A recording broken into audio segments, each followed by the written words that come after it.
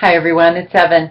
Hey, week 6, great discussions we've been talking about in chapter 6 from our book, Embracing a Culturally and Linguistically Diverse World. So I have over here on my screen, which you can't see, that's okay, your discussions called up, and I wanted to just comment on some of these and how this went, give you some feedback. I want to remind you, as I've talked about in the course information button, where I have a welcome letter, that I want these discussions to be meaningful to you.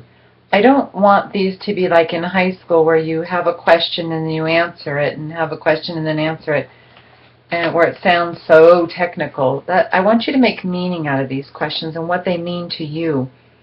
Not copying and pasting from a website or from our text. This is not a definitions page like in your assignments. Really, I want this to be your words. So let's begin. On the case study, on page, right after chapter 6 begins, what is that page? On 171, she talks about this teacher and the interactions that she has with the children from other cultures, and how teachers have their own cultures that they bring to the table, such as when to potty train, how to parent, things like that. So not only do we have to be aware of the cultures of our students, we have to be aware of the cultures of our colleagues too, that are from different cultures. And remember on page 172 at the bottom where it talks about what is culture, those are our values, those are our beliefs that we bring to our lives and the decisions that we're making. So this chapter is really important to make sure you understand that. If you have any questions, by the way, as you're reading something and you're not quite sure, please put that in your discussions or call me or email me or come see me and we can talk about these things.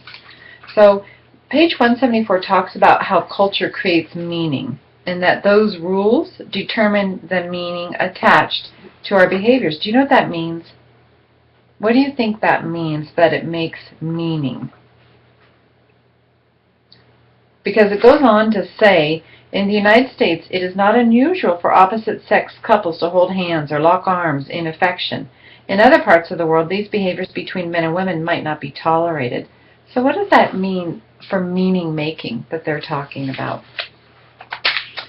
Okay, so then later on in the chapter, there's the relationship of race and culture, and then we also have that word of ethnicity that we're asked to fill out on forms sometimes, which can be very ambiguous and not really clear. And I still don't quite have a handle on that myself, how people intend for that to read. White, non-white. What about Hispanic? Are people from Mexico considered Hispanic, or are they called Mexicans? And why do we care? Why do we talk about people's ethnicity? Why do we have labels for these things? So anyway, I wanted to look at your discussions here with you. If you want, you can follow along. You just put a little check mark by the discussion where the threads are, and then you hit the word collect, and it opens up all the threads for you.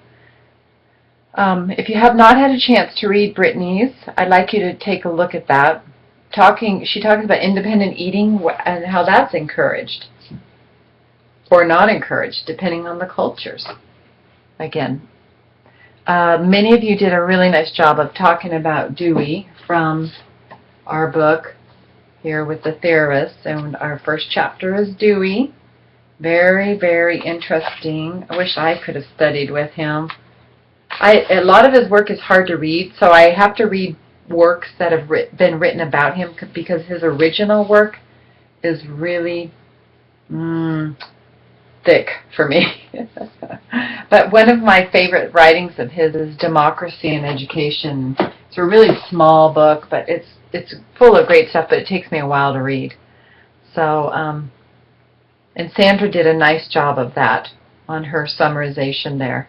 The idea of the progressive education she talks about, that's where children learn from hands-on. That's so important.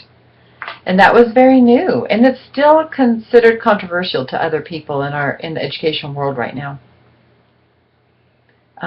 Harley went into some great detail about culture and language and ethnicity talking about linguistics. You guys are really making some great meaning out of these.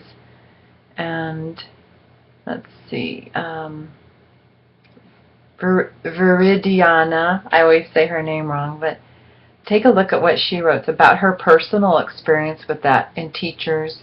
When she was in school, they only had ESL programs, but we Hispanics would have to be taken out of the classroom and taught in a smaller group how to read and write in English. Whereas nowadays, most schools have they have opened up and really tried to do that. I remember when I was in school in Japan in 3rd grade, they didn't take me out for Japanese lessons. I just stayed in the class and I sank or swam, and nobody made me feel bad about it. I knew that I wasn't dumb, that I was learning another language and that it would take me a while, and I never felt bad about myself, and no one felt frustrated. They just taught me what they could, and if I didn't get something, they didn't take it personally because there was no big tests that I was going to have to take afterwards. So it was a very powerful experience in my life.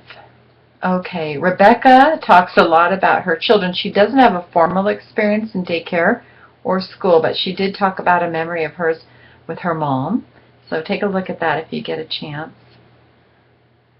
Alrighty, so I'm going to leave it at that. If you have any questions, ever want to visit about this, this is wonderful. You're doing great jobs, making great meaning in this class. There's a lot of information, but it's so important. I know that we're putting our theory into practice. So there's a lot of reading, and you get the hands-on when you work with children in the setting. Okay, bye.